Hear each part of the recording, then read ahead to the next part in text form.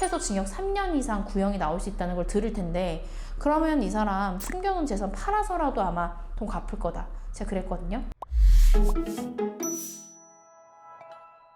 안녕하세요. 여러분의 인생을 지켜드리는 여러분의 인생 변호사, 검사 출신 이고은 변호사입니다. 검사들이 가장 불기소를 많이 하는 죄명이 뭔지 아세요? 바로 재산범죄예요. 재산범죄 중에서도 사기 사건에 대한 불기소율이 정말로 높습니다. 여러 가지 유형의 사기가 있지만 일반적으로 많이 다루는 유형은 두 가지인데요. 크게 투자금 사기와 차용금 사기가 있습니다. 우선 투자금 사기가 어떤 건지 한번 알아볼게요. 이런 거죠. 내가 저기 땅이 좀 괜찮은 게 있는데 이게 10억이 필요한데, 자기가 2억만 좀 해줘, 수익률 몇 프로 줄게, 투자 좀 해봐, 내가 태양광 에너지 이렇게 발전하는데 만들 건데 너 돈 좀 있으면 5천만 원 대봐라, 1억 대봐라. 그래가지고 무턱대고 투자했다 그대로 날리고 연락 안 되고 그 사람 잠적하고, 그래서 피해자분들이 사기죄로 고소하고 이런 경우가 되게 많았거든요. 투자금 사기랑 차용금 사기의 가장 큰 차이점이 원금 보장에 대한 얘기가 없는 게 투자금입니다, 여러분. 그래서 원금 보장하는 게 아니라 이 사업이 잘 되면 내가 너한테 150%로 갚을게, 180%로 돌려줄게 라고 하면서 해당 사업의 투자금 명목으로 받는 것이 바로 투자금 사기인데요. 투자금 사기에서 핵심은 뭘까요, 여러분? 만약에 그 사람이 그 돈을 약정한 투자금의 용도로 사용했다면, 근데 예기치 못하게 열심히 했는데 잘 안 돼서 투자금을 못 돌려줬다면 그건 사기가 아닙니다. 투자금 사기는 투자금 받아놓고는 알고 보니 그 돈을 개인 채무를 갚는 데 쓴다든지 도박 자금으로 쓴다든지 이런 식으로 약정한 투자금의 용도대로 사용하지 않는 것이 바로 투자금 사기의 핵심이에요. 그래서 투자금 사기를 딱 배당을 받으면 검사는 무조건 돈이 계좌로 꽂혔다 계좌 추적하죠. 그리고 피의자 소환해서 중간중간 사업이 계속해서 진행했다는 입증자료 사진이나 참고인들의 사실 확인서를 가지고 와봐라. 그런 식으로 투자금 사기의 핵심은 투자한 용도대로 그 돈이 사용됐는지가 굉장히 중요합니다. 그럼 반면 피해자 입장에서 어떨까요? 그 돈이 적절한 사업 목적으로 쓰였는지 안 쓰였는지 우리가 어떻게 알아요? 알 수가 없죠. 그런 객관적인 상황조차도 확인해 보려면 형사고소 진행하시는 게 좋죠. 투자금 사기로. 그래야 검사가 계좌 추적도 다 해볼 거고요. 실제로 그 사업 용도로 썼는지, 그 사업이 실제 진행된 게 맞는지를 다 확인해 줄 거잖아요. 그래서 이 사람이 투자금 사기가 인정돼요. 그래서 법원에서 기소가 돼요. 그러면 그 유죄가 난 판결문 그대로 민사소송 진행하면은 거의 다 받아들여져요. 왜냐면 불법행위란 게 형사소송 그 자체로 인정이 되잖아요. 그리고 형사소송 과정 중에서 검사가 증거 자료를 딱 제출을 하죠. 그 자료를 그대로 민사소송 과정에도 쓰일 수 있으니까 우리가 힘을 훨씬 덜 들이고도 불법행위를 입증하기가 굉장히 좋은 거죠.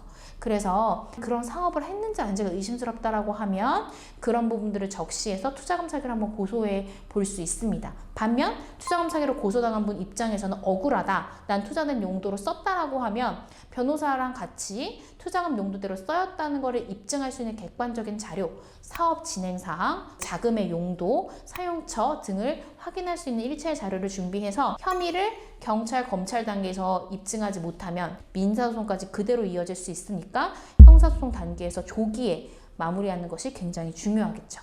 두 번째 유형이 차용금 사기예요. 굉장히 많이 발생하죠. 자기야 나 일주일만 쓰고 빌려줄게, 이런 식으로 하면서 빌려주는 경우들이 왕왕 있는데, 돈 빌려줬다가 내가 1년 동안 못 돌려받았다고 해서 모든 경우에 다 사기죄가 되는 건 아닙니다. 차용금 사기의 핵심은 약속한 기한 내에 변제할 능력이나 의사가 없었음에도 불구하고 마치 돈을 빌려주면 약정한 기간 내에 돈을 갚을 것처럼 속여서 돈을 편취하는 것이, 돈을 가지고 오는 것이, 그게 바로 차용금 사기예요. 예를 들어서 내가 지금 집 좀 빼줘야 되는데 대출 나오는 게 한 일주일 걸린다고 해서 내가 잠깐 3일만 쓰고 금방 빌려줄게, 내가 그때 이자 10% 쳐줄게, 이런 식으로 해서 빌려줬는데 차일피일 미루더니 1년 동안 갚지 않아요. 근데 알고 봤더니 그 사람이 돌려서 계속 카드깡을 하는 정말 신용이 불량한 상태였던 거죠. 그런 경우엔 차용금 사기가 인정될 수 있겠죠. 근데 반면 되게 안타까운 게 이런 경우들이 있어요. 어떠한 변제 능력이 없다는 사실을 잘 알면서도 그래도 이 사람을 도와주고 싶은 마음에 이 사람이 돈을 빌려달라고 하니까 조금씩 주기적으로 돈을 빌려주시는 경우가 있거든요. 근데 그게 뭐 1년이고 2년이고 가다 보면 합치면 꽤나 큰 액수예요. 뭐 5천만 원, 1억, 3억 막 이렇게 되는 경우들이 있는데, 이 경우에 차용금 사기로 고소하더라도 인정되지 않는 경우가 거의 80%에 가깝다고 보시면 돼요. 왜? 이 사람이랑 가까웠잖아요. 당신 이 사람이랑 뭐 결혼까지는 아니더라도 동거했죠. 혹은 사귀었죠. 이 사람 신용불량 상태인 걸 알아서 당신 명의 카드 쓰게 했죠.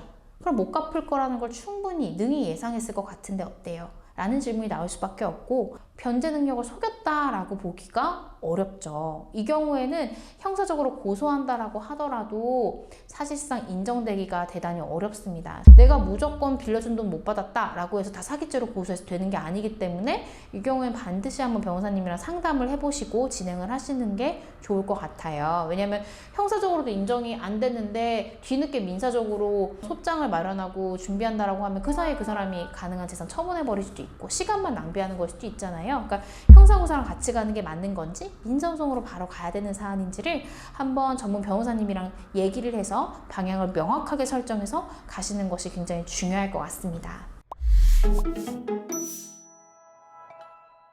차용금 사기 중에서도 용도 사기라는 말 혹시 들어보셨나요? 이게 뭐냐면 원금을 보장해 주는 건 맞아요. 그러니까 차용금의 형태를 띠기는 하는데 용도를 사기를 쳤다는 거예요. 그러니까 이런 거죠. 내가 지금 도시락 사업 하잖아. 그 사업 관련해서 지금 잠깐 좀 거래처에 뭐가 밀린 게 있어서 요것만 해결되면 다음 달에 돈 바로 나오거든? 라고 하면서 어떤 특정한 용도로 사용하겠다라고 약정을 하면서 돈을 빌려주는 경우가 있어요. 근데 알고 보니까 어떠한 도박 빚을 갚는데 혹은 돌려막기식으로 채무를 갚는데 사용하는 경우들이 있죠. 이 돈을 빌리는 사람이 솔직하게 나 도박하는데 돈 빌려줘 라고 얘기했으면은 이 채권자가 돈 빌려줬을까요? 안 빌려줬겠죠. 이런 식으로 용도 자체를 기망한 경우엔 그 자체가 용도 사기에 해당이 돼서 이것도 형법상 사기죄로 처벌될 수 있거든요. 그래서 모두 같은 차용금 사기가 아니라 차용금 사기도 그 중에 어떤 유형에 해당하는지 정확하게 파악한 다음에 그에 맞춰서 고소를 해야만 이 불기소율을 낮출 수 있어요. 제가 진행한 사건 중에 이런 사건도 있었어요. 이 의뢰인이 자기 친한 친구한테 사업자금으로 돈을 수억을 빌려주신 거예요. 근데 이게 차일피일 갚는다 하더니 이게 한 달, 두 달이 되더니 1년 이상 변제가 안 되고 있으니까 불안해가지고 이로펌 저로펌 이렇게 다니면서 얘기를 했는데 어떠한 명쾌한 해결책을 못 들으신 거예요. 그래서 저희가 어떤 제안을 해드렸냐면은 용도가 정확하게 정해진 금원이더라고요. 그래서 그러면 용도 사기로 한번 형사고소를 해보시죠. 그 사람도 아마 고소장 들어가면 주변에 아는 변호사나 혹은 로펌에 상담해 볼 거다. 그러면 피해 액수가 이 정도고 미변제라고 하면 최소 징역 3년 이상 구형이 나올 수 있다는 걸 들을 텐데 그러면 이 사람 숨겨놓은 재산 팔아서라도 아마 돈 갚을 거다. 제가 그랬거든요. 그래서 고소장 작성부터 도와드렸고요. 조사 참여 갔는데 아니나 달라 경찰이 아유 이거 차용금이니까 민사소송하세요 이러는 거예요. 그래서 제가 아니죠. 이거는 명확히 용도 사기에 해당합니다. 고소보충 의견서에 보면 유사 판례가 있고 대법원에서 다 유죄로 인정했기 때문에 이건 명백한 형법상의 사기죄에 해당된다라고 얘기를 한 거죠. 결론적으로는 그 경찰도 피의자 조사하면서 판례 보니까 이거 혐의 인정될 것 같다. 어떻게 좀 원만하게 좀 해결 안 되냐. 이런 식으로 얘기를 했고 또 반대로 고소장 받은 피의자 입장에서는 어차피 이게 형법상 사기죄가 인정이 되면 민사소송 들어올 거 뻔하거든요. 그러면 내가 징역 살 건 징역 살면서 돈까지 뺏길 그런 상황에 있으니까 당연히 합의를 시도하겠죠. 그래서 저희한테 연락이 왔어요.